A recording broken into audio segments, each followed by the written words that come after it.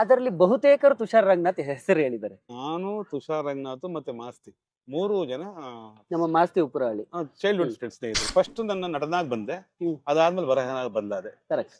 ಮಾಸ್ತಿ ಇದ್ದವರು ಫಸ್ಟ್ ನಟನಾಗ್ ಬಂದಿದ್ರು, ಆಮೇಲೆ ಬರಹಗಾರನಾಗ್ ಬಂದ್ರು. ನಾನು ಫಸ್ಟ್ ಮಾಡಿದ್ ನಟನಾಗಿ ಕಡ್ಡಿಪುಡಿ, ಅದಾದ್ಮೇಲೆ ಒಂದು 48 ಸಿನಿಮಾ. ಅಂದ್ರೆ ಫಾರ್ ಎಕ್ಸಾಂಪಲ್ ಉದಾಹರಣೆಗೆ ಹೇಳ್ಬೇಕಾದ್ರೆ ಸಲಗ ಮಾಡಿ ಅದನ್ನ ತುಂಬಾ ಜನ ಗುರುತಿಸಿದ್ರು, ಹೆಸರು ಆಯ್ತು, ದುಡ್ಡು ಕೊಟ್ರು. ಅದಾದ್ಮೇಲೆ ಟಗರು ಪಲ್ಯ ಇತ್ತೀಚೆಗೆ ಮಾಡಿದೆ.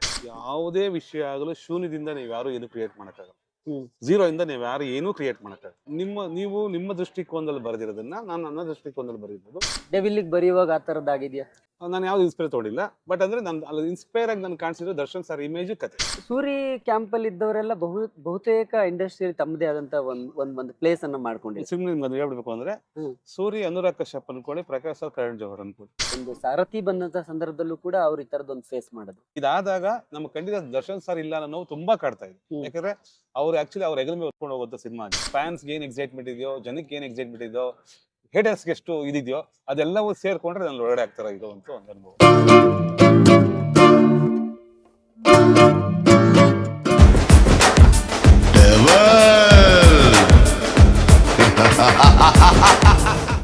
ಸೊ ನೀವು ತುಷಾರ್ ರಂಗನಾಥ್ ಅವ್ರ ಹೆಸರು ಹೇಳಿದ್ರಿ. ನನಗೆ ಬಹಳ ಆತ್ಮೀಯ ವ್ಯಕ್ತಿ ಅವರು. ನಾನು ಅವ್ರನ್ನ ಬಹಳ ಹತ್ರದಿಂದ ನೋಡಿದೀನಿ, ಬಹಳ ವರ್ಷಗಳ ಕಾಲ ನೋಡಿದೀನಿ. ಅವ್ರ ಬಗ್ಗೆ ನಾನು ನನ್ನ ಸಂದರ್ಶನದಲ್ಲಿ ಬಹಳಷ್ಟು ಜನರನ್ನ ಮಾತಾಡ್ಸಿದೀನಿ. ಡೈರೆಕ್ಷನ್ ಡಿಪಾರ್ಟ್ಮೆಂಟ್ ಇರ್ಬೋದು, ತೆರೆಯಿಂದ ಕೆಲಸ ಮಾಡಿರೋರ ಹೆಸರು ಇರ್ಬೋದು. ಅದರಲ್ಲಿ ಬಹುತೇಕರು ತುಷಾರ್ ರಂಗನಾಥ್ ಹೆಸರು ಹೇಳಿದ್ದಾರೆ. ಬಹುಶಃ ಹೊರಗಿನ ಜನಕ್ಕೆ ಗೊತ್ತೋ ಇಲ್ವೋ, ಬಟ್ ಇಂಡಸ್ಟ್ರಿ ಅವ್ರ ಜೊತೆ ತುಷಾರ್ ರಂಗನಾಥ್ ಒಂದು ಒಳ್ಳೆ ರಿಲೇಶನ್ಶಿಪ್ ಇಟ್ಕೊಂಡಿದ್ರು. ಮತ್ತೆ ಒಬ್ಬ ಅದ್ಭುತ ಬರಹಗಾರ, ಒಬ್ಬ ಒಳ್ಳೆ ರೈಟರ್.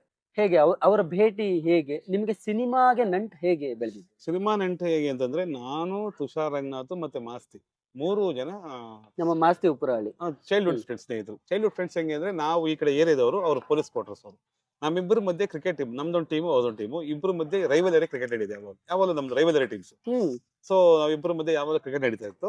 ಸೊ ಅದರಲ್ಲಿ ನಾವು 3 ಜನ ಸಮಾನಾಸಕ್ತರು. ಯಾವ ವಿಷಯದಲ್ಲಿ? ಸಿನಿಮಾ ಮತ್ತು ನಮ್ದು ಬೇರೆ ಬೇರೆ ಅದೇ ತೀರ್ಥಯಾತ್ರೆ ವಿಷಯಗಳಲ್ಲಿ ನಾವು 3 ಜನ ಸಮಾನಾಸಕ್ತರು. ಸೊ ಹಂಗಾಗಿ ನಾವು ಕ್ರಿಕೆಟ್ ಆಡ್ತಾ ಇದ್ರು ಕೂಡ ನಾವು 3 ಈ ವಿಷಯ ಚರ್ಚೆ ಮಾಡ್ತಾ ಇದ್ವಿ. ಸೊ ಹಂಗಾಗಿ ನಾವು 3 ಜನ ಸಿನಿಮಾ ಬಗ್ಗೆ ಮಾತಾಡ್ತಾ ಇದ್ವಿ. ಸೊ ಪ್ರಾಥಮಿಕವಾಗಿ ತುಷಾರ್ ರಂಗನಾಥ್ ಸಿನಿಮಾ ಬಂದಿದ್ದ. ಅವ್ನು ಬರೋಷ್ಟೊತ್ತಿಗಾದ್ರೆ ನಮ್ಗಲ್ಲಿ ಆಗಾಗ ಶ್ರೀನಗರ ಕಿಟ್ಟಿ, ಸೂರಿ, ದುನಿಯಾ ವಿಜಯ್ ಅವರು ಎಲ್ಲರೂ ಅಲ್ಲಿ ಬರ್ತಾ ಇದ್ರು. ಆಲ್ರೆಡಿ ಒಂದು ಸಣ್ಣ ಪರಿಚಯ ಕೂಡ ನಾವು ಮಾಡಿಸಿದ್ದ ಕೂಡ ನಾವು ಪರಿಚಯ. ಫಸ್ಟ್ ತುಷಾರ್ ರಂಗನಾಥ್ ಸಿನಿಮಾಗೆ ಎಂಟ್ರಿ ಕೊಟ್ಟು ಅವ್ನ್ ಕೈ ಹಿಡ್ಕೊಂಡು ನಮ್ಮ ಮಾಸ್ತಿ ಉಪರಳ್ಳಿ ಹೋದ್ರು. ನಾನು ಅವ್ನ್ ಮಾಸ್ತಿ ಉಪರಳ್ಳಿ ಕೈ ಹಿಡ್ಕೊಂಡು ನಾನು ಸಿನಿಮಾ ಮಾಡಿದೆ. ಸೊ ನಮ್ಮೆಲ್ಲರದು ಒಂದು ಏಮು ಅಥವಾ ಗುರಿ ಅನ್ನೋದೇನಾಗಿತ್ತು, ಸಿನಿಮಾ ಆಗಿತ್ತು. ಆ ಡಿಸ್ಟಿನಿಗೆ ಮೂಲ ಕಾರಣ ಆಗಿದ್ದು ತುಷಾರ್ ರಂಗನಾಥ್ ಅವರೇ ಮೂಲ ಕಾರಣ. ಖಂಡಿತ ಅದ್ರ ಬಗ್ಗೆ ಎರಡು ಮಾತು. ಬಟ್ ಮೊದ್ಲಿಂದಾನು ಸಿನಿಮಾನೇ ಇದ್ದಿದ್ದ? ನಿಮ್ಗೆ ಸಿನಿಮಾಗೆ ಬರ್ಬೇಕು ಅಂತಾನೆ ಇದ್ದಿದ್ದ ಮೊದ್ಲಿಂದ? ಪ್ರಾರಂಭಿಕವಾಗಿಂದನೂ ಕೂಡ ನಾನು ಸಿನಿಮಾ ಬಗ್ಗೆ ತುಡಿತ ಸಿಕ್ಕಾಪಟ್ಟೆ ಇತ್ತು. ಸಿನಿಮಾ ಬರ್ಬೇಕು ಅನ್ನೋ ಆಸಕ್ತಿ ಖಂಡ ತುಂಡವಾಗಿತ್ತು. ಬಟ್ ನಾನು ಅದು ವೈರುಧ್ಯ ಏನು ಅಂದ್ರೆ, ಫಸ್ಟ್ ನನ್ನ ನಟನಾಗ್ ಬಂದೆ, ಅದಾದ್ಮೇಲೆ ಬರಹನಾಗ್ ಬಂದಾದೆ. ಕರೆಕ್ಟ್. ಮಾಸ್ತಿ ಇದ್ದವರು ಫಸ್ಟ್ ನಟನಾಗ್ ಬಂದಿದ್ರು, ಆಮೇಲೆ ಬರಹಗಾರನಾಗ್ ಬದಲಾದ್ರು. ಆದ್ರೆ ಅವ್ರ ಉದ್ದೇಶ ಆಗಿದ್ದು ಅವರು ಆರ್ಟಿಸ್ಟ್ ಆಗ್ಬೇಕು ಅಂತ. ಅವ್ರು ಫಸ್ಟ್ ಬರಹಗಾರ ಆದ್ರು. ನನ್ನ ಉದ್ದೇಶ ಇದು ಫಸ್ಟ್ ಬರಹಗಾರ ಆಗ್ಬೇಕು ಅಂತ ನಾನು ಆರ್ಟಿಸ್ಟ್ ಆಗ. ಇದು ಸಿನಿಮಾ ವೈರುಧ್ಯ. ನಾನ್ ಕೇಳ್ಬಿಟ್ರ ಪ್ರಕಾರ ನೀವು ಸರಿಸುಮಾರು ಒಂದು 40ಕ್ಕೂ ಹೆಚ್ಚು ಸಿನಿಮಾಗಳಲ್ಲಿ ಆಕ್ಟ್ ಮಾಡಿದಿರಿ. ಕೆಲವು ಸಿನಿಮಾಗಳಲ್ಲಿ ನಾನು ಕೂಡ ನೋಡಿದೀನಿ. ಆಮೇಲೆ ಈಗ ನೋಡ್ತಾ ಇವ್ರು ಕಾಂತರಾಜ್ ಸರ್ ಅಲ್ವಾ ಅಂತ ಈಗ ಕೆಲವು ಸಿನಿಮಾಗಳು ನೋಡುವಾಗ ಕಾಣಿಸುತ್ತೆ. ಈಗ ನಿಮ್ಮನ್ನ ನೋಡ್ತಾ ಇರೋದ್ರಿಂದ ಹೆಚ್ಚು ಕಾಂತರಾಜ್ ಸರ್ ಇಲ್ಲಿದ್ರಲ್ಲ ಅಂತ ಅನ್ಸುತ್ತೆ. ನಟನಾಗಿ ಇದ್ದವರು ಬರಹಗಾರರಾಗಿ ನೀವೇನ್ ಬಂದಿದ್ದೀರಿ, ಬಟ್ ನಿಮಗೆ ಯಾವುದು ಖುಷಿ ಕೊಡುವಂತದ್ದು? ಒಬ್ಬ ಯಾಕಂದ್ರೆ ನಟರಾಗಿ ಜನಪ್ರಿಯತೆ, ಪಾಪ್ಯುಲಾರಿಟಿ ಅಂತ ಏನ್ ಕರಿತೀವಿ, ಜನಕ್ಕೆ ಬೇಗ ರೀಚ್ ಆಗ್ತಿದೆ ಅಂತ ನಿಮ್ಗೆ ಯಾವುದು? ಪಾಪ್ಯುಲಾರಿಟಿ ವಿಷಯ ಬಂದ್ರೆ ಮೇಬಿ ಅದಿರ್ಬೋದು. ಬಟ್ ನನಗೆ ಬೇಸಿಕ್ ಇಂದ, ನನಗೆ ಪ್ರಾಥಮಿಕ ಹಂತದಿಂದ ನಾನು ಬರಹಗಾರನ ಆಗ್ಬೇಕು ಅಂತ ಇಷ್ಟ ಇತ್ತು. ನನಗೆ ಅದ್ರಲ್ಲಿ ಸಿಗೋ ಆತ್ಮತೃಪ್ತಿ ನಡೆದಾಗ ಸಿಕ್ಕಿಲ್ಲ. ಬಟ್ ನೋಡಿದ್ರೆ ಚೆನ್ನಾಗಿ ಮಾಡಿದೆ ಅಂತಾರೆ, ಅವಾಗ ಖಂಡಿತ ಖುಷಿ ಆಗುತ್ತೆ. ನನಗೆ ಮೊದಲ ಆಯ್ಕೆ ಯಾವತ್ತಿದ್ರು ಬರ. ನೀವು ನಟರಾಗಿ ಯಾವ್ದು ಸರ್ ಫಸ್ಟ್ ಸಿನಿಮಾ? ನಾನು ಫಸ್ಟ್ ಮಾಡಿದ ನಟನಾಗಿ ಕಡ್ಡಿಪುಡಿ. ಅದೇ ಫಸ್ಟ್ 2013 ಫಸ್ಟ್ ಸಿನಿಮಾ. ಅದಾದ್ಮೇಲೆ ಒಂದು 48 ಸಿನಿಮಾ. ಅಂದ್ರೆ ಫಾರ್ ಎಕ್ಸಾಂಪಲ್ ಉದಾಹರಣೆಗೆ ಹೇಳ್ಬೇಕಾದ್ರೆ ಸಲಗ ಮಾಡಿದೆ, ಅದನ್ನ ತುಂಬಾ ಜನ ಗುರುತಿಸಿದ್ರು, ಹೆಸರು ಆಯ್ತು, ದುಡ್ಡು ಕೊಟ್ರು. ಅದಾದ್ಮೇಲೆ ಟಗರು ಪಲ್ಯ ಇತ್ತೀಚೆಗೆ ಮಾಡಿದೆ, ಅದರಲ್ಲೂ ಒಳ್ಳೆ ಹೆಸರಾಯ್ತು. ಹೀಗೆ ಒಂದ್ ಕೆಲವು ಸಿನಿಮಾಗಳು ಹೆಸರು ಮರ್ತೋಗಿರ್ತೀನಿ. ಆಮೇಲೆ ಸಲಗ ಮಾಡಿದೆ, ಸೂರಿದು ಶಿವಣ್ಣನ ಕಾಂಬಿನೇಷನ್ 2 ಸಿನಿಮಾ ಮಾಡಿದೆ. ಈಗ ಒಂದು 48 ಸಿನಿಮಾ ಆಗಿದೆ. ಸೊ ರೀಸೆಂಟ್ ಆಗಿ ಕಮಲ್ ಶ್ರೀದೇವಿ ಬಹುಶಃ ಒಂದು ತೆರೆ ಕಡಿಲ್ಲ ಇಲ್ಲ ಗತವೈಭವ ಕೂಡ ಗತವೈಭವದಲ್ಲಿ ಅದ್ರಲ್ಲಿ ಇದೀನಿ, ಅದು ಲಾಸ್ಟ್ ಮಾಡಿದೆ. ಇನ್ನೊಂದು 2 ಸಿನಿಮಾ ಬರ್ಬೇಕು. ಒಂದರಲ್ಲಿ ಮೇಜರ್ ಕ್ಯಾರೆಕ್ಟರ್ ಮಾಡಿದೀನಿ. ಅದು ಇನ್ನೊಂದು 2-3 ಸಿನಿಮಾ ಬರ್ಬೇಕು. ನೀವ್ ಹೇಳಿದಾಗ ಗತವೈಭವ ನೋಡುವಾಗ್ಲೂ ನನಗೆ ಆಮೇಲೆ ಕಾಂತರಾಜ್ ಸರ್ ಅಲ್ವಾ? ಏಳುಮಲೆ ಸರ್, ನಮ್ಮ ಡೆವಿಲ್. ಏಳುಮಲೆಲ್ಲ ಮಾಡಿದ್ದೀನಿ, ಏಳುಮಲೆಲ್ಲ ಹಾ, ಮಾಡಿದ್ದೀನಿ. ಹೇಳು. ನಮ್ಮ ಡೆವಿಲ್ ಅಲ್ಲೂ ಒಂದು ಸಣ್ಣ ಪಾತ್ರ ಹಂಗ್ ಬಂದ್ ನಂಗೆ ಹೋಗ್ತದೆ, ಡೆವಿಲ್ ಅಲ್ಲಿ. ಸಣ್ಣ ಸುಮ್ನೆ ಜಲಕ್ ಹಂಗ್ ಬಂದ್ ನಂಗೆ. ಬಟ್ ತುಡಿತಾ ಇದ್ದೇ ಇರುತ್ತಲ್ವಾ ಆಕ್ಟ್ ಮಾಡ್ಬೇಕು ಅನ್ನುವಂತಹ ತುಡಿತ. ಸರ್ ಅದು ನಮ್ಗೆ ತೀರಾ ಖಂಡಿತ ಅಂದ್ರೆ ಮಾಡ್ಲೇಬೇಕು ಅನ್ನೋ ತೀರಾ ಎದ್ದು ಬಿದ್ದು ಇಲ್ಲ, ನಾನು ಅದನ್ನ ಇವ್ರು ಇಷ್ಟು ಚೆನ್ನಾಗಿ ಮಾಡೋದು ನಾನು ಅದಕ್ಕಿಂತ ಚೆನ್ನಾಗಿ ಮಾಡ್ತೀನಿ ಅಂತ ಅನ್ಸಿರ್ಬೋದು, ಬಟ್ ಮಾಡ್ಲೇಬೇಕು ಅನ್ಸಿಲ್ಲ. ಬಟ್ ಅದೇ ಡೈಲಾಗು ಇನ್ನೊಂದಿನ ಕೇಳಿದಾಗ ಇದನ್ನ ಕುಡಿದು ನಾನು ಇನ್ನೇನೋ ಬರಿತಾ ಇದ್ದೆ, ಅದು ತುಂಬಾ ಕಾಡ, ಸಂಭಾಷಣೆ ವಿಷಯ ತುಂಬಾ ಕಾಡ. ಹೌದಲ್ವಾ? ಬರವಣಿಗೆಗೆ ಇನ್ಸ್ಪಿರೇಷನ್ ಅಂತ ಇರುತ್ತೆ. ಖಂಡಿತ. ಈಗ ಏನಾದ್ರು ಒಂದು ಬರೆಯುವಾಗ ಯಾವುದೋ ಒಂದು ಎಲ್ಲೋ ಕೇಳಿದ ವಿಷಯ, ಯಾವುದೋ ಒಂದು ಮೂಮೆಂಟ್ ಅಲ್ಲಿ ಥಾಟ್ಸ್ ಏನನ್ನೋ ಬರೆಯುವಾಗ ಎಲ್ಲಿದೋ ಕನೆಕ್ಟ್ ಆಗುತ್ತೆ. ನೀವೊಬ್ಬ ರೈಟರ್ ಆಗಿ ಅದನ್ನ ಎಷ್ಟು ಅಡಾಪ್ಟ್ ಮಾಡ್ಕೊಳ್ಳೋದಕ್ಕೆ ಇಷ್ಟಪಡ್ತೀರಿ? ಅಂದ್ರೆ ರಿಯಲ್ ಲೈಫ್ ನಲ್ಲಿ ಎಲ್ಲೋ ನೋಡಿದಂತಹ ಇನ್ಸಿಡೆಂಟ್ಗಳು, ವಿಚಾರಗಳನ್ನ ಇಲ್ಲಿ ತರುವಂತ. ಖಂಡಿತವಾಗಲೂ ಪ್ರಕ್ರಿಯೆ. ಯಾವುದೇ ವಿಷಯ ಆಗಲು ಶೂನ್ಯದಿಂದ ನೀವು ಯಾರು ಏನು ಕ್ರಿಯೇಟ್ ಮಾಡಕ್ಕಾಗಲ್ಲ, ಹ್ಮ್. ಝೀರೋ ಇಂದ ನೀವು ಯಾರು ಏನೂ ಕ್ರಿಯೇಟ್ ಮಾಡಕ್ಕಾಗಲ್ಲ. ಓಕೆ. ಸೊ ಹಂಗಾಗಿ ಈಗ ನೀವು ನಿಮ್ಮ ದೃಷ್ಟಿಕೋನದಲ್ಲಿ ಬರೆದಿರೋದನ್ನ ನಾನು ನನ್ನ ದೃಷ್ಟಿಕೋನದಲ್ಲಿ ಬರೀಬಹುದು, ನಾನು ಬರೆದಿದ್ದ ಇನ್ನೊಬ್ರು ಇನ್ನೊಂದು ದೃಷ್ಟಿಕೋನದಲ್ಲಿ ಬರೀಬಹುದು. ಇದು ಕೈಯಿಂದ ಬದಲಾಗ್ತಾ ಹೋಗುತ್ತೆ. ಪ್ರೇರಣೆ ಅಂದ್ರೆ ಎಲ್ಲರೂ ಕೂಡ, ಈಗ ಯಾರೇ ಕೂಡ ಈಗ ರಾಮಾಯಣ ಸುಮ್ನೆ ಎಕ್ಸಾಂಪಲ್ ರಾಮಾಯಣ ಬರೀಬೇಕು ಅಂದ್ರೆ ವಾಲ್ಮೀಕಿ ರಾಮಾಯಣ ಅಂತ ಒಂದಿದೆ, ಕುವೆಂಪು ರಾಮಾಯಣ ಅಂತ ಒಂದಿದೆ, ಇನ್ನೊಬ್ರದ್ದು ಒಂದೊಂದು ಅಂತ ಇದೆ. ಅಂದ್ರೆ ಎಲ್ಲರೂ ದೃಷ್ಟಿಕೋನದಲ್ಲಿ ಬರೆಯೋದು. ಕರೆಕ್ಟ್. ಈಗ ನೀವು ಈಗ ಫಾರ್ ಎಕ್ಸಾಂಪಲ್ ಹೇಳ್ಬೇಕಂದ್ರೆ ಇದು ಸಿದ್ದರಾಮಯ್ಯ ಹೋಗಯ್ಯ ಅಂತಾರೆ, ಇನ್ನೊಬ್ರು ಹೋಗ್ರಿ ಅಂತಾರೆ. ವಿಷಯ ಒಂದೇನೆ, ಹೇಳೋ ದಾಟಿಗಳು ಬೇರೆ ಬೇರೆ. ಸೊ ಅದೇ ತರ ನಾವು ಯಾವುದೋ ಒಂದು ಮೂಲದಿಂದ ಇನ್ಸ್ಪೈರ್ ಆಗಿನೇ ಬರೆಯಕ್ಕೆ. ಡೆವಿಲ್ ಬರೆಯುವಾಗ ಆ ತರದ್ದಾಗಿದ್ಯಾ? ನಾನು ಯಾವ್ದು ಇನ್ಸ್ಪೈರ್ ತಗೊಂಡಿಲ್ಲ, ಬಟ್ ಅಂದ್ರೆ ನಾನು ಅಲ್ಲಿ ಇನ್ಸ್ಪೈರ್ ಆಗಿ ನನ್ಗೆ ಕಾಣಿಸಿರೋ ದರ್ಶನ್ ಸರ್ ಇಮೇಜ್ ಕತೆ. ಈಗ ಪ್ರಕಾಶ್ ಅವರ ವರ್ಕಿಂಗ್ ಸ್ಟೈಲ್ ಹೇಗಿರುತ್ತೆ? ಈಗ ನಾರ್ಮಲಿ ಸೂರ್ಯ ಅವ್ರದ್ದು ಒಂದು ಸ್ಟೈಲ್. ಹೌದು. ಸೂರ್ಯ ಅವ್ರದ್ದೇ ಬೇರೆ ಸ್ಟೈಲ್. ಅವ್ರ ಜೊತೆಲಿ ಕೆಲಸ ಮಾಡಿದವ್ರಿಗೆ ಎಕ್ಸ್ಪೀರಿಯನ್ಸ್ ಅವ್ರು ಹೇಳೋದೇ ಬೇರೆ. ಹೌದು. ಪ್ರಕಾಶ್ ಅವ್ರದ್ದು ಒಂಥರ ಮಾಸು ಕೂಡ ಇರುತ್ತೆ, ಬಟ್ ಕ್ಲಾಸು ಕೂಡ ಇರುತ್ತೆ. ಖಂಡಿತ. ಸೊ ಅವ್ರ ಜೊತೆ ಅವ್ರದ್ದು ವರ್ಕಿಂಗ್ ಸ್ಟೈಲ್ ನಿಮ್ಗೆ ಹೇಗೆ? ಅಂದ್ರೆ ಅವರು ತುಂಬಾ ಕೂಲ್, ಯಾವುದೇ ಕಾರಣಕ್ಕೂ ಕೂಗಾಡೋದು ಬೇಜಾರು ಮಾಡ್ಕೊಳ್ಳೋದು ಯಾವುದಿಲ್ಲ. ಆರಾಮಾಗಿ ಅಂದ್ರೆ ಬೇಸಿಕಲಿ ಹೆಂಗಿದೆ, ಅವರು ಮೆಂಟಲಿ ಪ್ರಿಪೇರ್ ಆಗಿರ್ತಾರೆ. ನಾನು ಇಷ್ಟು ತೆಗಿತೀನಿ, ನನಗೆ ಇಷ್ಟು ಬೇಕು, ಎಡಿಟಿಂಗ್ ಪ್ಯಾಟರ್ನ್ ಇಷ್ಟಿದೆ, ಇಷ್ಟು ಸಾಕು ಅಂತ ಆಲ್ರೆಡಿ ಪ್ರಿಪೇರ್ ಆಗಿರ್ತಾರೆ. ಅವ್ರು ಬಂದ್ರೆ ಅದು ಮುಗಿಸಿದ್ರೆ ಒನ್ ಮೋರ್ ಅಂದ್ರೆ ಅಕಸ್ಮಾತ್ ಸಹಜ ತುಂಬಾ ರೇರ್ ಅಷ್ಟು ಒನ್ ಮೋರ್ ಅಂದ್ರೆ ಓಕೆ ಮಾಡೋಣ ಅಂತ. ಅದು ಬಿಟ್ರು ನನಗೆ ಇಷ್ಟು ಸಾಕು, ನನಗೆ ಇದು ಕರೆಕ್ಟ್ ಆಗಿದೆ, ಅವ್ರು ಅಷ್ಟು ಪ್ರಿಪೇರ್ ಆಗಿರ್ತಾರೆ. ನನಗೆ ಇದು ಬೇಕು, ನಾನು ನೋಡಿರೋ ಕನಸು, ನಾನು ನೋಡಿರೋ ಕತೆ ಇದು, ನನಗೆ ಇಷ್ಟು ಬೇಕು. ಸೊ ಇನ್ನ ಸೂರ್ಯ ಅವ್ರ ಜೊತೆ ನೀವು ಕೆಲಸ ಮಾಡಿದೀರಾ? ಸೂರಿ ಕ್ಯಾಂಪ್ ಅಲ್ಲಿ ಇದ್ದವರೆಲ್ಲ ಬಹುತೇಕ ಇಂಡಸ್ಟ್ರಿಯಲ್ಲಿ ತಮ್ಮದೇ ಆದಂತ ಒಂದು ಪ್ಲೇಸ್ ಅನ್ನ ಮಾಡ್ಕೊಂಡಿದ್ದಾರೆ. ಸುಮ್ಮನೆ ಹೇಳ್ಬೇಕು ಅಂದ್ರೆ ಸೂರಿ ಅನುರಾಗ್ ಕಶ್ಯಪ್ ಅನ್ಕೊಳ್ಳಿ, ಪ್ರಕಾಶ್ ಸರ್ ಕರಣ್ ಜೋಹರ್ ಅನ್ಕೊಳ್ಳಿ. ಓಕೆ. ಸುಮ್ಮನೆ ಎಕ್ಸಾಂಪಲ್ ಯಾವುದೇ ಹೋಲಿಕೆ ಇಲ್ಲ, ಗೊತ್ತಾಯ್ತು. ಒಂಥರ ಸಫಿಸ್ಟಿಕೇಟ್ ಆಗಿರುತ್ತೆ. ಇವ್ರದೊಂಥರ ಜೋನರ್ ಸಿನಿಮಾ, ಇವ್ರದೊಂಥರ ವಾತಾವರಣ, ಇವ್ರದೊಂದು ವಾತಾವರಣ ಅಷ್ಟೇ. ಅದ್ ಬಿಟ್ಟು ಬೆಸ್ಟ್ ಏನ್ ಕಲ್ತಿದ್ ಸೂರ್ಯ ಅವರಿಂದ ನೀವು? ಸೂರಿ ನಾನು ಬೆಸ್ಟ್ ಒಬ್ಬ ರೈಟರ್ ಆಗಿ ಅಥವಾ ಒಬ್ಬ ಡೈರೆಕ್ಟರ್ ಆಗಿ ಸೂರ್ಯ ಅವರಿಂದ ನಾನು ಇದು ಕಲ್ತೆ, ಇದನ್ನ ಈ ಒಂದು ವಿಷಯ ನಾನು ಅಳವಡಿಸ್ಕೊತೀನಿ. ಹೇಳೋ ರೀತಿ, ಹೇಳೋ ರೀತಿ ಅಂದ್ರೆ ಕಸಾನು ರಸ ಮಾಡಬಲ್ಲ ರೀತಿ, ಸ್ಟೋರಿ ಟೆಲ್ಲಿಂಗ್ ಮತ್ತೆ ಸಂಭಾಷಣೆ. ಅಂದ್ರೆ ಆಡು ಮಾತಲ್ಲೂ ಕೂಡ ನಾವು ಸಂಭಾಷಣೆ ಹೇಳ್ಬೋದು, ಅದನ್ನ ಪಂಚ್ ಮಾಡ್ಬೋದು ಅನ್ನೋ ರೀತಿ ಸೂರ್ಯ. ಓಕೆ. ಅದು ತುಂಬಾ ಇಷ್ಟವಾದಂತ ವಿಷಯ. ಪ್ರಕಾಶ್ ಅವರು ಸ್ಟೈಲಿಶ್, ಅದೇ ಹೇಳಿದೆ, ಕರಣ್ ಜೋಹರ್ ತರ ಸ್ಟೈಲಿಶ್. ಎಸ್. ಅಂದ್ರೆ ಜೊತೆಯಲ್ಲಿ ಪ್ರಕಾಶ್ ಅವ್ರ ಜೊತೆ ಹೆಂಗಿರ್ಬೇಕು, ಇದನ್ನ ಹೆಂಗ್ ಹ್ಯಾಂಡಲ್ ಮಾಡ್ಬೇಕು, ಇದನ್ನ ಹೆಂಗ್ ನೋಡ್ಕೋಬೇಕು, ಇದನ್ನ ಎಷ್ಟು ಸಿಂಪಲ್ ಆಗಿ ಹೇಳ್ಬೋದು, ಅಥವಾ ನಾನು ಕನ್ಸಿಡರ್ ಕಂಡು ಹೆಂಗ್ ಹೇಳ್ಬೋದು, ಒದ್ದಾಟ ಗಿದ್ದಾಟ ಎಲ್ಲ ಇದ್ರೆ ಎಷ್ಟು ಆರಾಮಾಗಿ ಹೇಳ್ಬೋದು. ಆಕ್ಟರ್ ಆಗಿ ಆಕ್ಟ್ ಮಾಡುವಾಗ ನಿಮಗೆ ಚಾಲೆಂಜಿಂಗ್ ಅನ್ಸುತ್ತಾ? ಒಬ್ಬ ರೈಟರ್ ಆಗಿ ಬರವಣಿಗೆ ತುಂಬಾ ಚಾಲೆಂಜಿಂಗ್ ಅನ್ಸುತ್ತೆ? ಅಂದ್ರೆ ಎರಡನ್ನು ತಂದಾಗ ಎರಡರಲ್ಲಿ ಯಾವ್ದು ತುಂಬಾ ಚಾಲೆಂಜಿಂಗ್ ಅಂತ ಅನ್ಸುತ್ತೆ? ಇವೆರಡಕ್ಕೆ ಹೋಲಿಕೆ ಆಯಾ ವಿಭಾಗದಲ್ಲಿ ಅವೆರಡು ಚಾಲೆಂಜ್. ಇಲ್ಲಿ ಯಾರೋ ಬರೆದಿದ್ದಾಗ ನನಗೆ ಅವ್ರು ಯಾರೋ ಕಾಡ್ತಾರೆ ಅಂದಾಗ ನಾನು ಅವ್ರಿಂದ ಚೆನ್ನಾಗಿ ಬರೀಬೇಕು. ಇಲ್ಲಿ ಯಾರೋ ಪಕ್ಕದಲ್ಲಿ ಕ್ಯಾರೆಕ್ಟರ್ ಇನ್ನೊಬ್ಬರು ಚೆನ್ನಾಗಿ ಮಾಡಿದಾಗ ನಾನು ಅವ್ರಿಂದ ಚೆನ್ನಾಗಿ ಮಾಡ್ಬೇಕು. ನಾನು ಯಾವ ಜಾಗದಲ್ಲಿ ನಿಂತಿದ್ನೋ ಆ ಜಾಗದಲ್ಲಿ ಏನ್ ನಡೀತಾ ಇದ್ದೋ ಅದಷ್ಟು ಖಂಡಿತ ಚಾಲೆಂಜಿಂಗ್. ಆ ಜಾಗದಲ್ಲಿ ಅದು ಚಾಲೆಂಜ್, ಈ ಜಾಗದಲ್ಲಿ ಇದು ಚಾಲೆಂಜ್. ಅಂದ್ರೆ ದಿ ಬೆಸ್ಟ್ ಕೊಡ್ಬೇಕಲ್ಲ.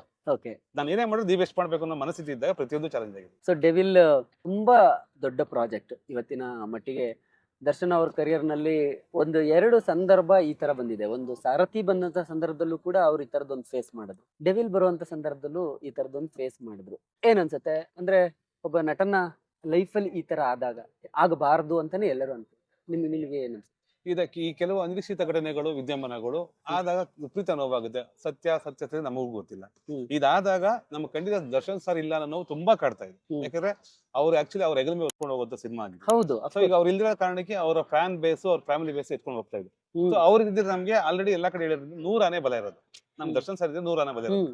ಅವ್ರ ಅನುಪಸ್ಥಿತಿ ನೋವು ಎರಡೂ ಕಾಡ್ತಾ ಇದೆ. ಆದ್ರೆ ಅನಿವಾರ್ಯ ಪರಿಸ್ಥಿತಿ ನಾವಿದ್ದ ಅಂದ್ರೆ ಈ ರಥನ ಹೊತ್ಕೊಂಡು ಹೇಳ್ಕೊಂಡು ಹೋಗ್ಲೇಬೇಕು. ಪ್ರತಿ ಕ್ಷಣಕ್ಕೆ ಏನ್ ಅನ್ಸ್ತದೆ? ನೀವು ಡೈಲಾಗ್ ಬರೆದಿರುವಂತಹ ಒಂದು ದೊಡ್ಡ ಸಿನಿಮಾ, ಹಿಂದೆ ಬರೆದಿರೋ 3 ಸಿನಿಮಾ ಬೇರೆ, ಖಂಡಿತ ಒಂದು ದೊಡ್ಡ ಸಿನಿಮಾ ತೆರೆಗೆ ಬರ್ತಾ ಇದೆ.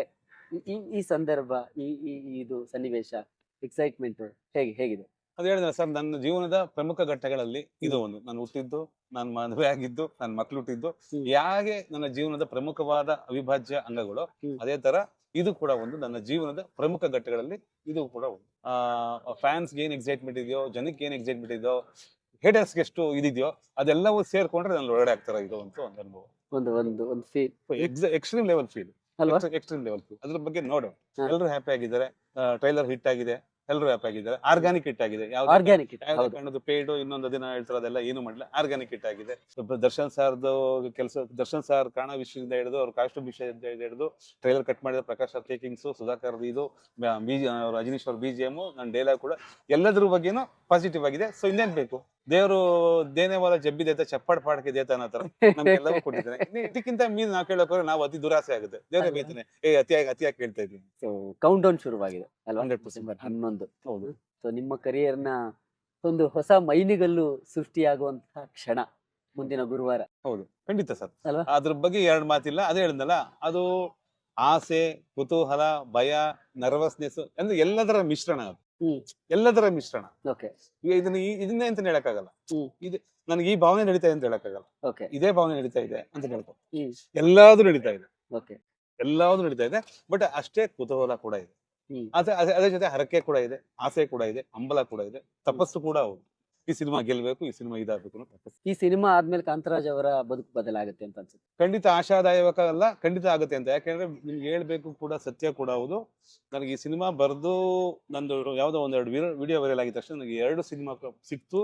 ದೊಡ್ಡ ಅಮೌಂಟ್ ಅಡ್ವಾನ್ಸ್ ಕೊಟ್ಟರು. ಹೌದಾ? ಖಂಡಿತವಾಗ್ಲು ಡೆವಿಲ್ ಇಂದ ಎಲ್ಲ ಬಿಕಾಸ್ ಆಫ್ ಡೆವಿಲ್ ಇಂದ ನನ್ನ ಜೀವನದಲ್ಲಿ ಒಂದಷ್ಟು ಪ್ರಮುಖ ಘಟ್ಟಗಳು ಬದಲಾಗಿದ್ದಾವೆ. ಅದೆಲ್ಲದಕ್ಕೂ ಕಾರಣ ಪ್ರಕಾಶ್ ಸರ್ ಮತ್ತು ದರ್ಶನ್ ಸರ್ ಕೊಟ್ಟಿರುವಂತ ಭಿಕ್ಷೆ ಅಂತ ನಾನು ನೇರವಾಗಿ ಹೇಳ್ತೀನಿ, ಯಾವುದೂ ಡೌಟ್ ಇಲ್ಲ. ಸೊ ಅದಕ್ಕೆ ಸಿಂಪಲ್ ಆಗಿ ಹೇಳ್ಬೇಕು ಅಂದ್ರೆ, ನಾನು ಫಸ್ಟ್ ಟೈಮ್ 7 ಸ್ಟಾರ್ ಹೋಟೆಲ್ ಮಲಗಿದ್ದೀನಿ, ಫಸ್ಟ್ ಟೈಮ್ ಫ್ಲೈಟ್ ಹತ್ತಿದ್ದೀನಿ. ಇವೆಲ್ಲವೂ ಡೆವಿಲ್ ಇಂದ Darshan Prakash sir, sorry devil Darshan sir Prakash sir, ಇವರ ಕೊಡುಗೆಗಳ ಮೇಲೆ. ಹೌದು, ನನ್ನ ಜೀವನದಲ್ಲಿ ಬಹುದೊಡ್ಡ ಬದಲಾವಣೆ ನೇರ ಕಾರಣ ಡೆವಿಲ್. ಎಸ್ ಸರ್, ಇದೊಂದು ಶಾರ್ಟ್ ಇಂಟರ್ವ್ಯೂ ಅಷ್ಟೇ. ಸೊ ಮುಂದಿನ ದಿನಗಳಲ್ಲಿ ಮತ್ತಷ್ಟು ಮಾತಾಡೋದು ಇದೆ, ವಿಸ್ತಾರವಾಗಿ ಮಾತಾಡಬೇಕು. ತುಂಬಾ ಹರಿಯಲ್ಲಿ ಎಲ್ಲವನ್ನು ಮಾತಾಡಕ್ಕಾಗಲ್ಲ. ಕೊನೆಯದಾಗಿ ನಮ್ಮ ಕನ್ನಡ ಪ್ರೇಕ್ಷಕರಿಗೆ, ಕನ್ನಡದ ಎಲ್ಲಾ ಪ್ರೇಕ್ಷಕರು ಡೆವಿಲ್ನ ಥಿಯೇಟರ್ಗಳಲ್ಲಿ ಬಂದು ನೋಡಿ, ಪೈರಸಿನ ನಿಷೇಧ ಮಾಡಿ, ಕನ್ನಡ ಸಿನಿಮಾನ ಗೆಲ್ಸಿ, ಕನ್ನಡಿಗರಿಗೋಸ್ಕರ ಮಾಡಿದಂತ ಸಿನಿಮಾನ ಎಲ್ಲರೂ ಗೆಲ್ಸಿ. ಬಟ್ ಏನ್ ಆಸೆ ಇದೆ ಡೆವಿಲ್ ಆದ ಮೇಲೆ? ಈಗ ಎಲ್ಲರಿಗೂ ಒಂದು ಆಸೆ ಇರುತ್ತೆ, ಒಂದಷ್ಟು ದೊಡ್ಡ ಸಿನಿಮಾಗಳಿಗೆ ಬರಿಬೇಕು, ದೊಡ್ಡ ದೊಡ್ಡ ಹೀರೋಗಳಿಗೆ ಬರಿಬೇಕು. ಅದು ಪಾಯಿಂಟ್ ಏನಂದ್ರೆ, ಹೀರೋಗಳು ಬರೀ ದೊಡ್ಡ ಸಿನಿಮಾ ದೊಡ್ಡದು ಚಿಕ್ಕದಿಲ್ಲ. ಹೀರೋಗಳಿಗೆ ಇಟ್ಟಾದ್ಮೇಲೆ ಎಲ್ಲ ದೊಡ್ಡ ಸಿನಿಮಾನೇ. ಕರೆಕ್ಟ್. ನಾನು ದೊಡ್ಡ ಹೀರೋ ಅಂದ್ರೆ ಮೇನ್ ಸ್ಟಾರ್ ಅಂದ್ರೆ ದೊಡ್ಡ ಸ್ಟಾರ್ಗಳು ಬರೀಬೇಕು ಅನ್ನೋ ಆಸೆ ಇದು. ಬಿಟ್ರೆ ಸಿನಿಮಾದಲ್ಲಿ ದೊಡ್ಡದು ಚಿಕ್ಕದಿಲ್ಲ, ಯಾವ್ದಾದ್ರು ಸರಿ ನಂತ. ಹೌದು. ನನ್ನ ತುತ್ತಿನ ಚೀಲ ತುಂಬಬೇಕು, ನನ್ನ ಒಳ್ಳೆಯ ಪ್ರತಿಭೆ ಆಚೆ ಬರ್ಬೇಕು. ಸಿನಿಮಾ ಯಾವ್ದಾದ್ರೆ ನಾನು ಯಾವ ಸಿನಿಮಾ ಆದ್ರೆ ಬರೀತೀನಿ. ಸಿನಿಮಾ ಸಿಗಬೇಕು, ಸಿನಿಮಾಗೋಸ್ಕರ ಪ್ರಾಮಾಣಿಕ ಪರಿಪೂರ್ಣ ಒಪ್ಕೋತೀನಿ. ಸಿನಿಮಾ ಸಿಗಬೇಕು. ದೊಡ್ಡ ಹೀರೋಗಳು ಸಿಕ್ಕರೆ ಇನ್ನು ಸಂತೋಷ ಆಗುತ್ತೆ. ಅದು ಯಾಕಂದ್ರೆ ರೆಮ್ಯುನರೇಷನ್ ಜಾಸ್ತಿ ಬರುತ್ತೆ, ಗುರುತಿಸುವಿಕೆ ಬೇಗ, ರೀಚ್ ಜಾಸ್ತಿ ಅಷ್ಟೇ, ಇನ್ನೇನು ರೆಮ್ಯುನರೇಷನ್ ಜಾಸ್ತಿ ಸಿಗುತ್ತೆ. ಅದು ಬಿಟ್ಟರೆ ಇದು ಮಹತ್ತರವಾದ ಬದಲಾವಣೆ. ಆರ್ಥಿಕವಾಗಿ ಇನ್ನೂ ಸ್ವಲ್ಪ ಸಬಲರಾಗ್ತೀವಿ. Yes sir, thank you sir. ಮತ್ತೆ ಸಿಗೋಣ, ಆದಷ್ಟು ಬೇಗ ಸಿಗೋಣ ಸರ್. ಇನ್ನು ಸುದೀರ್ಘವಾಗಿ ಮಾತಾಡೋದಿದೆ. ಖಂಡಿತ. ಆದಷ್ಟು ಸಮಯ ಆದ ನಂತರ ಮತ್ತೆ ಸಿಗೋಣ. ಮೇಬಿ ಗುರುವಾರ ಸಿಗೋಣ. ಡೆವಿಲ್ ಸಿನಿಮಾ ಇದೆ ಡಿಸೆಂಬರ್ 11ನೇ ತಾರೀಕು ರಿಲೀಸ್ ಆಗ್ತಾ ಇದೆ, ಗುರುವಾರ. ಅಫ್ಕೋರ್ಸ್ ದರ್ಶನ್ ಸರ್ ಅವರ ಸಿನಿ ಬದುಕಿನಲ್ಲಿ 2ನೇ ಸಂದರ್ಭ ಈ ತರದೊಂದು ಸಂದರ್ಭ ಸನ್ನಿವೇಶ ನಿರ್ಮಾಣ ಆಗಿದೆ. 2011ರಲ್ಲಿ ಸಾರಥಿ ಸಿನಿಮಾ ಬಂದಂತಹ ಸಂದರ್ಭದಲ್ಲೂ ದರ್ಶನ್ ಅವರು ಜೈಲ್ನಲ್ಲಿದ್ರು. ಡೆವಿಲ್ ಸಿನಿಮಾ ಬರುವಂತಹ ಸಂದರ್ಭದಲ್ಲೂ ಜೈಲ್ನಲ್ಲಿದ್ದಾರೆ. ಆದ್ರೆ ಡೆವಿಲ್ ಸಿನಿಮಾ ಬಗ್ಗೆ ಈಗ ಆಲ್ರೆಡಿ ಒಂದು ಬಜ್ ಅಂತೂ ಕ್ರಿಯೇಟ್ ಆಗಿದೆ, ಒಂದು ಟ್ರೆಂಡ್ ಅಂತೂ ಸೃಷ್ಟಿಯಾಗಿದೆ. ನಾವು ಅಭಿಮಾನಿಗಳು ಕೂಡ ನಮ್ಮ ಚಾನೆಲ್ನಲ್ಲಿ ಮಾತನಾಡಿದ್ರು ಡೆವಿಲ್ ಬಗ್ಗೆ, ಹೇಗಿದೆ ಅವರ ಎಕ್ಸೈಟ್ಮೆಂಟ್ ಅನ್ನುವಂಥದ್ದು.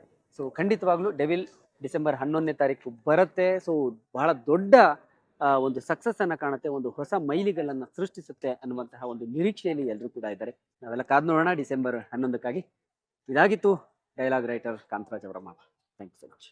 ಹಾಯ್, ಎಲ್ಲರಿಗೂ ನಮಸ್ಕಾರ. ನಾನು ನಿಮ್ಮ ಲಾಸ್ಯ ನಾಗರಾಜ್. ಡೈಲಿ ಮಾಧ್ಯಮ ಅಂತ ಒಂದು ಯೂಟ್ಯೂಬ್ ಚಾನಲ್ ಇದೆ.